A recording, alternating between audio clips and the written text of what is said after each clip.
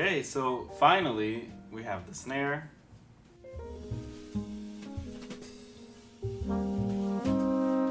And it's finger tight, mostly, you know, approximately, and the snares are already on. So what I'm gonna do is go around, just sort of feel for tension. Again, these lugs are kind of tough, so I'm giving them more turns up front than usual. So normally I would be able to get them tighter with my fingers.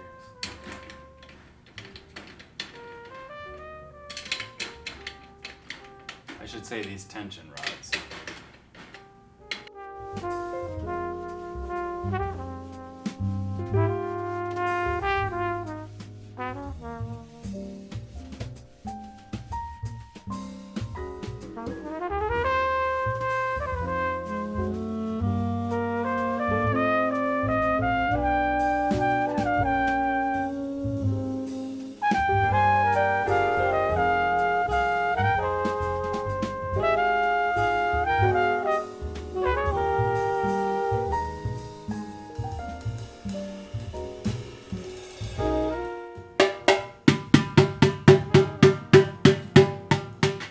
So this is right about where I aim for. Usually, I think this is like an A flat, or you know, somewhere around there. Between a G and an A.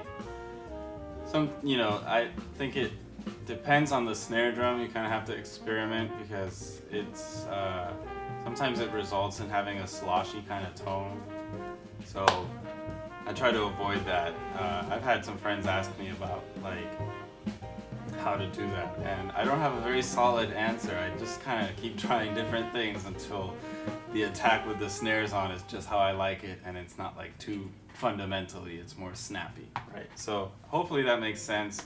We'll see how this ends up. So that's the Resonant for now. We got the batter, which is totally loose, so I'm gonna finger tighten that.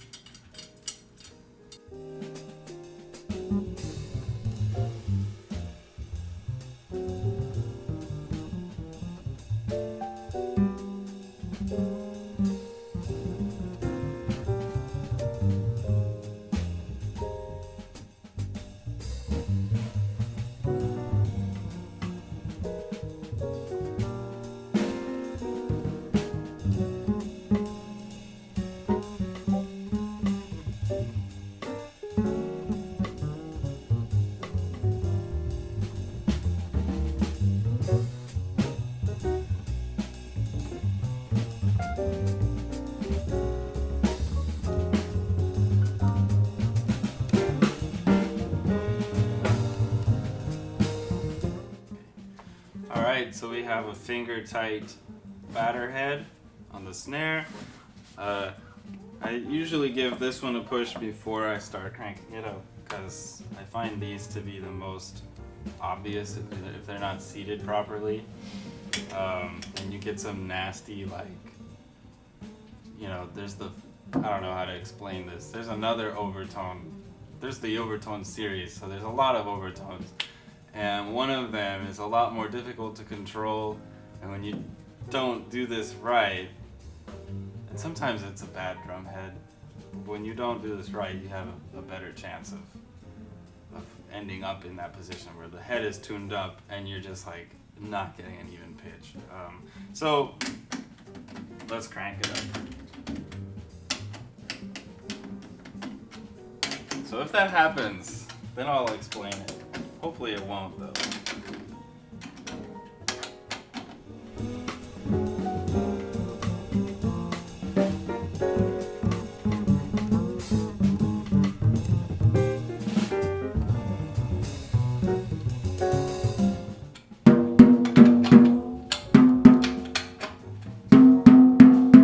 Alright, so we've reached like snare drum territory, although I go a lot higher than this, but this is where I start being most careful.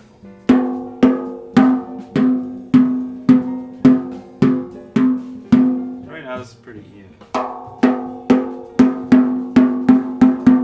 Just a little lower, so I'll start here.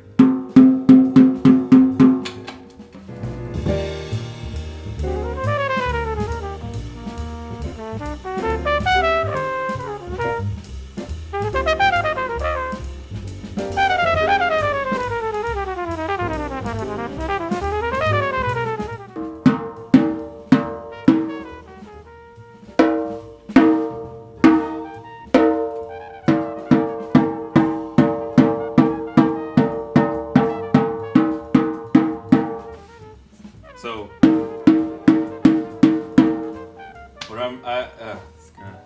I'm referring to is you have the and then there's like a on top of that, and that one is like it's just relentlessly like it's its own loose cannon. It's hard to control. So sometimes you just do the best you can, and you end up with a pretty decent result. But I used to think it was maybe the bearing edges were off or the bottom head's tension, and then I would slap a new head on there and I wouldn't have that problem. So I haven't been able to rule out exactly what causes this, but I feel like it's just inconsistencies in drum heads, which is a great way to deflect the blame.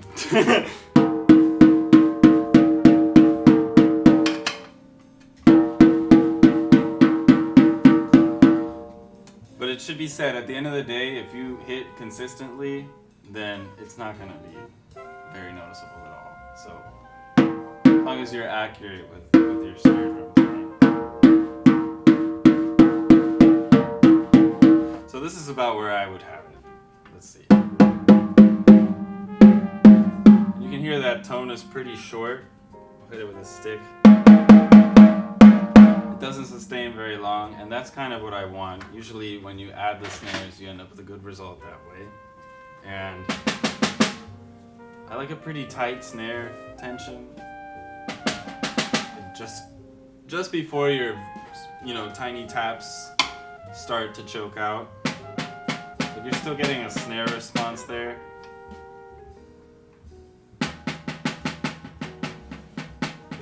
Right there is probably where I want it. Just barely too tight. Okay, so this is kind of the end result now.